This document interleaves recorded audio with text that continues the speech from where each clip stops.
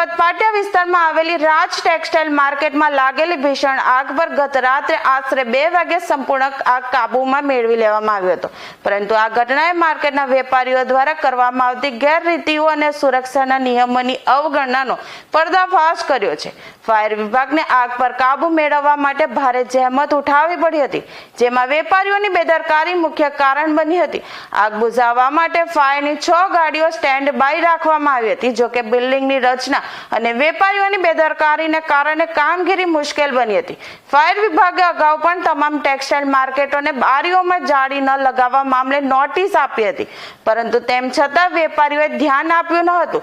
7મા માળે લાગેલી આગથી દુકાનો સંપૂર્ણપણે બળીને ખાખ થઈ ગઈ છે। આ ઘટનામાં કરોડો રૂપિયાનું નુકસાન થયું હોવાની સ્થિતિ છે। આ કાબૂમાં આવી ગયા બાદ ટેક્સટાઇલ માર્કેટના વેપારીઓ ચિંતામાં મુકાયા છે। ઓનલાઈન બિઝનેસ કરતા વેપારીઓ સહિતના વેપારીઓએ તાત્કાલિક માર્કેટની અંદર જઈને ધંધો શરૂ કરવાની અને નુકસાનનું અંકલન કરવાની માંગ કરી છે।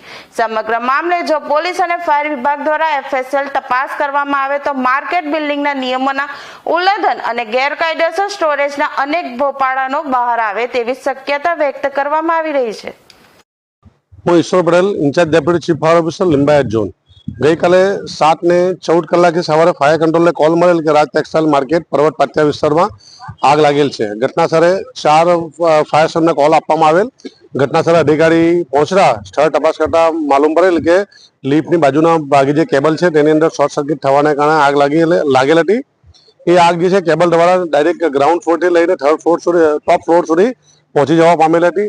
આગે એકદમ ઝડપથી દુકાનની અંદર શોર્ટ સર્કિટ થવાને કારણે ઝડપથી આગ પસરી હતી અને વિકરાળ સ્વરૂપ ધારણ કરેલ હતું। ઘટનાસ્થળના અધિકારીઓએ આગને મેજર કોલમાં જાહેર કરી અને સુરત ફાયર વિસ્તારમાંથી 30 થી 32 વ્હીકલો ઘટનાસ્થળે પહોંચી અને તમામ અધિકારી કર્મચારી અને મહેરબાન ચીફ ફાયર ઓફિસર શ્રી ઘટનાસ્થળ પર પહોંચી અને મહા મુસીબતે આગને સાંજે 5 વાગ્યા સુધીમાં કંટ્રોલ કરી હતી અને ત્યારબાદ છે તે રાત્રે 2:30 વાગે સુધીમાં આગની સંપૂર્ણપણે કુલિંગ કરી અને આગને બુઝાવી દેવામાં આવેલ હતી। કેટલી દુકાનોમાં આગ લાગી હતી અને ફાયર અધિકારીને પણ ઈજાઓ પહોંચી હતી? 7મા ફ્લોર ટોપ ફ્લોરની ઉપરના ભાગની 7 દુકાનો અને એમના નીચેના ભાગની માળિયાવાળી દુકાનો એમ કરીને 14 જેટલી દુકાનોમાં આગમાં નુકસાન પામેલ છે। આગની અંદર જે પુષ્કળ પ્રમાણમાં હવા લાગવાના કારણે જે સ્મોક હતો એ સ્મોકના કારણે ફાયર ફાઇટિંગ કરતી વખતે ફાયર ડિપાર્ટમેન્ટના 4 કર્મચારીઓ તેમાંથી 2 કર્મચારી દઝીઓ પામેલ છે અને 2 કર્મચારીઓના ધુમાડાના કારણે ગુંગળામણ થયેલ છે।